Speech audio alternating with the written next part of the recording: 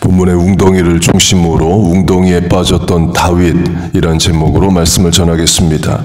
시편 40편이 다윗의 시입니다. 2절을 보면 하나님이 기가 막힐 웅덩이와 수렁에서 끌어올리시고를 말합니다. 이 다윗이 문자적으로 웅덩이에 빠진 적은 없습니다. poetic expression, 시적 표현으로 인생의 어려움과 함정, 위기를 말합니다. 강조점은 기가 막힐 웅덩이에 안 빠진다가 아니라 빠지지만 하나님이 건져주신다 이에요. 기가 막힐 웅덩이에서 끌어올리시고가 그걸 말합니다. 그럼 아예 웅덩이에 안 들어가게 해주시면 좋지 않느냐? 우리 그걸 바랄 수 있습니다. 그러나 하나님은 하나님의 판단으로 인생을 연단 훈련 인도하십니다. 내 인생 내 뜻대로 되는 게 아니라 결국에 하나님 뜻대로 돼요. 시편 23편으로 하면, 다윗의 시로 하면 푸른 초장 쉴 만한 물가만 가는 게 아닙니다. 사망의 음침한 골짜기도 가게 됩니다. 그런데 푸른 초장 쉴 만한 물가든 사망의 음침한 골짜기든 목자 되신 하나님이 나와 함께 하시는 건 같은 거예요.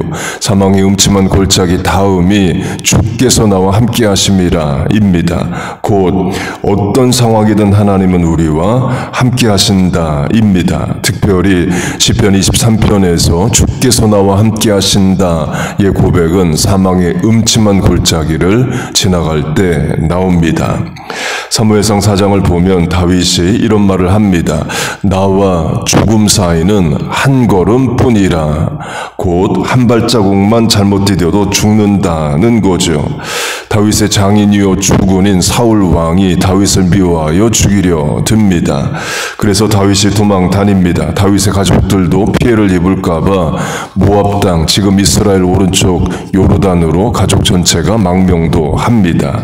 그리고 다윗은 유다 광야, 그 사막을 전전하면서 아예 블레셋 땅, 그것도 가드 땅에 망명을 하기도 해요. 가드는 골리앗의 고향입니다. 다윗이 골리앗을 죽여놓고 골리앗의 고향으로 망명을 시도합니다. 그러니까 오죽 도망갈 데가 없으면 원수의 땅에 들어가겠어요. 그렇게 가드에 들어갑니다. 가드의 신하들이 다윗을 알아보고 죽이려 들어요. 기가 막힐 웅덩이에 빠진 거죠. 자기 발로 죽을 자리를 찾아간 겁니다. 나와 죽음 사이가 한 걸음뿐이라로 하면 다윗이 살 길을 위해서 최선의 판단을 나름대로 한 거예요. 그런데 그 한 걸음이 죽을 자리로 자기가 들어가는 겁니다. 그때 하나님이 다윗에게 지혜를 주십니다. 미친 척을 해서 살아나오자 이에요. 그 판단 실천 하나님이 주신 거죠. 그 다윗이 아차 했을 겁니다. 내가 죽을 자리를 내 발로 왔구나 했을 거예요. 그래서 살기 위해 그 순간 하나님 지혜 주시고 다윗이 생각한 것이 미친 사람을 연기하자입니다. 그러자 블레셋 왕이 정말 미친 사람인 줄 알고 다윗을 죽이지 않고 쫓아냅니다. 그 말은 다윗이 정말 미친 사람처럼 행동했다는 거죠. 다윗이 미치지 않았는데 어떻게 미친 사람처럼 똑같이 행동을 했을까요? 전문 배우, 직업 연기자들도 미친 척을 하려면 미친 사람을 연구하고 여러 번 따라해서 미친 척을 하게 됩니다. 또는 내가 극중의 배역이 권투선수다 그러면 권투선수 따라하고 그리고 연기를 하게 되죠. 우리도 마찬가지입니다. 미친 척 해보라고 해서 하면 금방 들통납니다. 그런데 다윗은 정말 미친 사람처럼 행동을 합니다. 어떻게 미친 사람 옆에 오래 있어 봤어요. 사울 왕에게 악신이 임합니다. 그러자 신하들이 뮤직 테라피, 음악 치료를 시도합니다. 수금, 현악기 타는 자를 뽑아서 악신에 들린 사울을 진정시키려고 해요. 그때 선발된 자가 다윗입니다. 그 다윗이 했던 일이 사울 왕에게 귀신이 임해서 미친 사람처럼 변할 때 그 옆에 가서 악기 연주하는 겁니다. 얼마나 무서웠겠어요. 지금으로 하면 전문 악기 연주자들에게 아무리 돈을 많이 준다 해도 미친 사람과 단둘이 방에 들어가서 그 앞에서 연기하라 그러면 돈을 많이 줘도 안 할 겁니다. 무섭기도 하고 귀신 들린 사람이 갑자기 해를 가할 수도 있기 때문입니다. 실제로 사울은 다윗에게 단창을 던집니다. 악기 연주하면서 창 맞을지도 모르는 거예요. 쉬운 일도 아니고 유쾌한 일도 아니죠. 강조점은 다윗이 어쨌든 미친 사람, 귀신 들린 사람 옆에서 일정 기간을 있었습니다. 우리식으로 하면 내가 왜 이런 경험을 해야 되나? 이런 경험은 내 인생에 필요가 없는데 이런 어려움을 왜 하나님 허락하시나와 같은 경험을 우리가 하게 됩니다. 그러나 그 경험이 나중에 죽음의 웅덩이에서 나를 건져 올리는 방법이나 도구가 될 수 있는 거예요. 다윗이 미친 척을 해서 살아날 수 있었던 이유는 미친 사람 옆에 있어 봐서 그런 겁니다. 강조점은 하나님이 다윗을 도우셨다입니다. 어려움이 없다가 아니라 어려움 중에 하나님은 성도를 도우신다 이에요. 그것도 과거에 어려웠던 경험이 오늘의 어려움을 넘는 힘이 되게 하십니다. 그렇게 다윗이 죽을 위기에 처합니다. 그리고 한 번 더 다윗이 죽을 위기에 또 처하게 돼요. 다윗이 십광야에 숨어 있는데 그 십광야 사람들이 다윗을 사울 왕에게 고발합니다. 그래서 사울이 군대를 이끌고 다윗을 잡으려고 와요. 그걸 다윗은 모릅니다. 그리고 다윗이 십광야에서 마온 광야로 이동합니다. 한 군데 오래 있으면 발각되기 때문에 나름대로 또 생각을 하는 거죠. 다른 광야로 이동을 해요. 그러자 십광야 사람들이 사울 왕에게 다시 사람을 보내서 마온 광야로 이동을 했다고 알려줍니다. 그래서 사울이 다윗의 위치를 알고 군대와 함께 내려와요. 다윗은 그걸 모릅니다. 결국 포위가 됩니다. 다윗이 피하려 하였으나 이는 사울과 그의 사람들이 다윗과 그 사람들을 애워싸고 잡으려 함이었더라로 포위가 됩니다. 한국식으로 하면 도관에 든 쥐와 같고 시편 다윗의 시 40편으로 하면 기가 막힐 웅덩이와 수렁에 빠지게 됩니다. 이때 하나님이 이렇게 도우십니다. 전령이 와서 사울 왕에게 이런 보고를 해요. 블레셋이 침략했다는 겁니다. 그래서 사울이 급히 군사를 돌려서 블레셋 군대가 있는 쪽으로 올라갑니다. 다윗을 죽이는 것보다 더 급한 일이 생겨서 그래요. 그래서 다윗이 살아납니다. 기가 막힐 웅덩이에서 건져지는 거죠. 이 전쟁은 다 철저히 계산하고 합니다. 지금 이란 이스라엘 전쟁도 다 계산하고 미사일 쏘고 그러죠. 휴전하겠다고 해놓고도 미사일 쏩니다. 생각 없이 하는 게 아니죠. 다 계산하고 하는 겁니다. 내가 공격해서 피해만 입는다. 그러면 절대 공격 안 합니다. 외교로 하자, 협상으로 하자, 말로 하자고 하죠. 이길 것 같으니까 공격하는 겁니다. 어제가 6.25 한국전쟁 발발 75주년이었는데요. 북한이 계산해 보니까 이길 것 같으니까 공격한 겁니다. 중국, 구소련 도움 분명하니까 침략을 한 거죠. 그럼 지금은 왜 공격을 안 하느냐? 계산해 보니까 이길 수 없는 겁니다.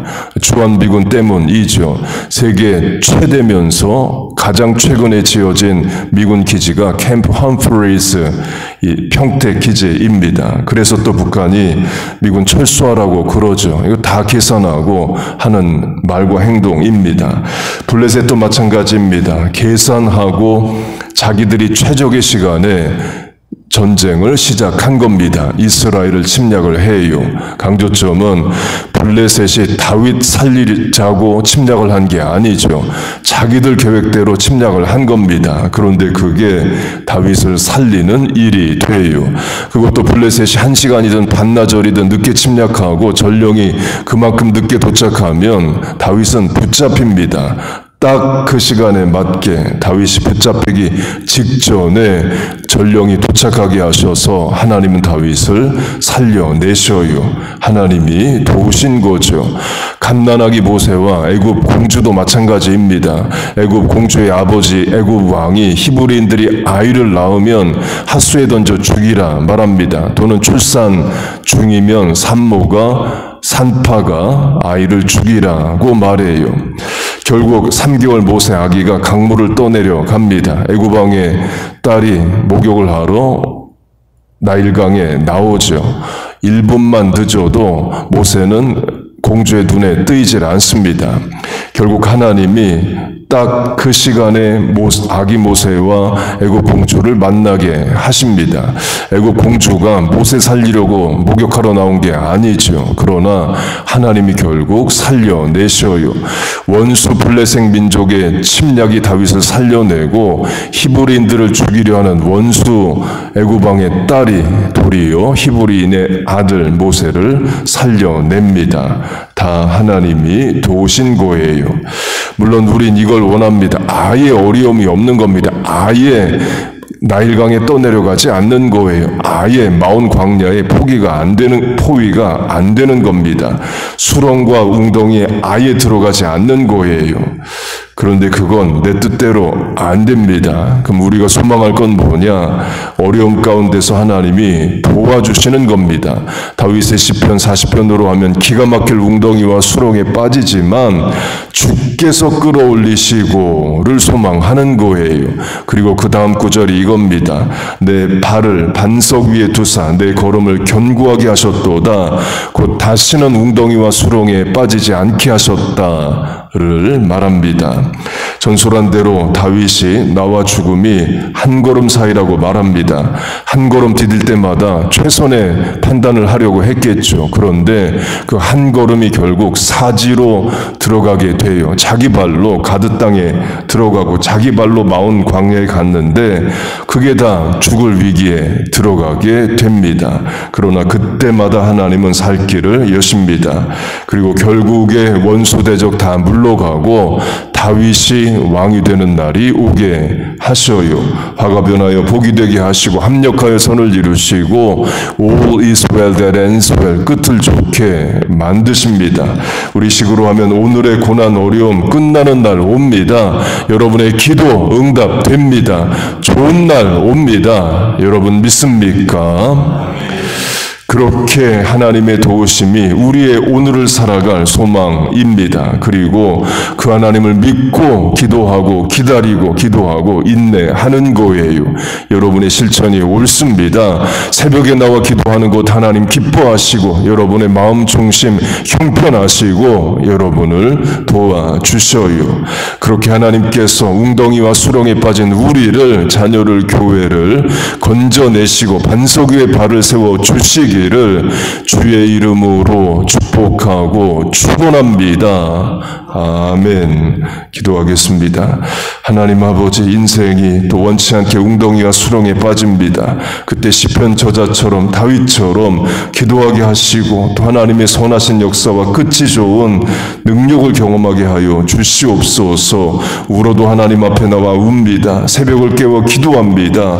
주여 우리를 도와 주옵소서.